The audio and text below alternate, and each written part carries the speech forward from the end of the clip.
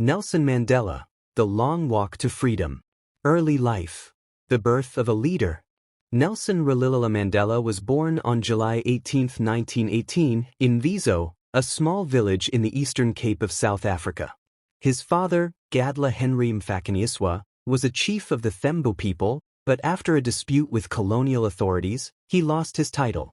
Despite this setback, Mandela's family remained respected within the Thembu royal house. Mandela's given name, Ralilala, means pulling the branch of a tree or, more loosely, troublemaker, a fitting name for a man who would one day challenge the most oppressive system in his country. After his father's death when Mandela was just 9 years old, his mother took him to the great place of the Thembu royal family, where he was raised by Chief Janjantaba Dalindibo, the acting regent of the Thembu people. This upbringing exposed young Mandela to African leadership and governance, planting the first seeds of political awareness in his mind. Mandela was sent to a Methodist missionary school, where a teacher gave him the English name Nelson, a common practice under British colonial rule. He excelled in his studies and went on to attend the University of Fort Hare, the only higher education institution for black South Africans at the time. However, in 1940, he was expelled for joining a student protest. To avoid an arranged marriage set up by the regent, Mandela fled to Johannesburg, a bustling city where racial segregation was deeply entrenched. There, he worked as a security guard and law clerk while completing his law degree by correspondence through the University of South Africa. The awakening of a revolutionary.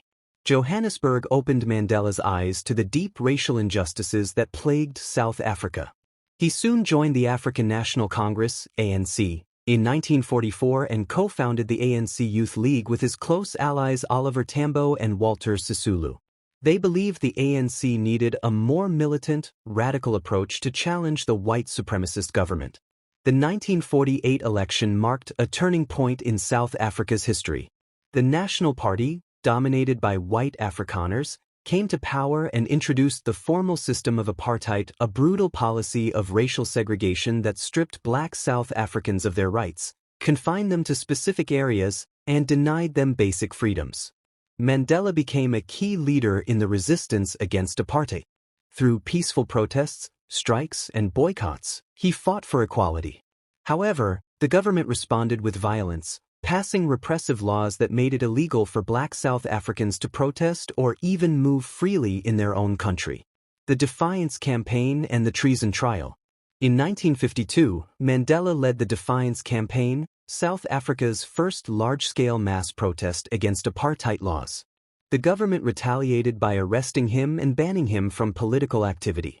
Undeterred, he and Oliver Tambo opened South Africa's first black-owned law firm, offering free or low-cost legal services to black South Africans who faced injustice under apartheid laws. By 1956, Mandela and 155 others were arrested and charged with treason for their involvement in the anti-apartheid struggle. The treason trial lasted for 5 years, but in 1961, Mandela and his co-accused were acquitted. Despite his legal victory, apartheid had only grown stronger. After the Sharpeville massacre of 1960, where police killed 69 unarmed protesters, the ANC was banned. This forced Mandela and his comrades to reconsider their strategy. The shift to armed struggle. Mandela initially believed in nonviolent resistance, inspired by Mahatma Gandhi. But after witnessing years of brutal crackdowns, he concluded that armed struggle was the only way forward. In 1961, he co-founded Umkhonto we Sizwe, MK, meaning Spear of the Nation, the military wing of the ANC. MK launched sabotage attacks on government infrastructure, avoiding civilian casualties. Mandela went underground, disguising himself as a chauffeur and even dressing as a field worker to evade capture. He was nicknamed the Black Pimpernel for his ability to elude the police. However, in 1962, he was captured and sentenced to 5 years in prison for inciting strikes and leaving the country without permission. While he was serving this sentence, authorities uncovered documents linking him to MK's activities. In 1964, Mandela and several other ANC leaders were put on trial for sabotage in what became known as the Rivonia trial. Facing a possible death sentence, Mandela gave his famous "I am prepared to die" speech, where he declared, I have walked a long road to freedom. I have cherished the ideal of a democratic and free society in which all persons live together in harmony and with equal opportunities. It is an ideal which I hope to live for and to achieve. But if needs be, it is an ideal for which I am prepared to die. Instead of execution, Mandela was sentenced to life imprisonment. 27 years behind bars. Mandela was sent to Robben Island, a remote prison off the coast of Cape Town. There, he endured harsh conditions, breaking rocks in a limestone quarry, sleeping on a thin mat, and receiving minimal food. Despite this, he remained a leader, mentoring younger political prisoners and negotiating for better conditions. Over time, global pressure mounted to free him. The Free Mandela campaign gained international support, with protests, concerts, and economic sanctions against South Africa. In the 1980s, as apartheid began to collapse under pressure, secret negotiations between Mandela and the government started. Freedom and the fall of apartheid. On February 11, 1990, after 27 years in prison, Nelson Mandela walked free. His release was watched by millions around the world, and he immediately called for peace, urging South Africans to unite rather than seek revenge. Over the next 4 years, Mandela worked tirelessly to dismantle apartheid, negotiating with President F.W. de Klerk. In 1993, both men were awarded the Nobel Peace Prize for their efforts, becoming South Africa's first black president. In 1994, South Africa held its first multiracial democratic elections.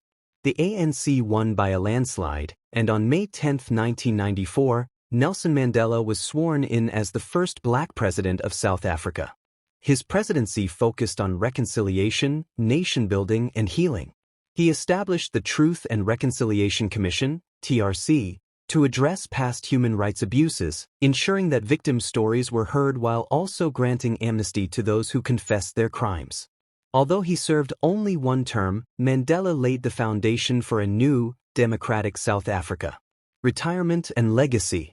After stepping down in 1999, Mandela dedicated himself to humanitarian work, advocating for peace, HIV, AIDS awareness, and education.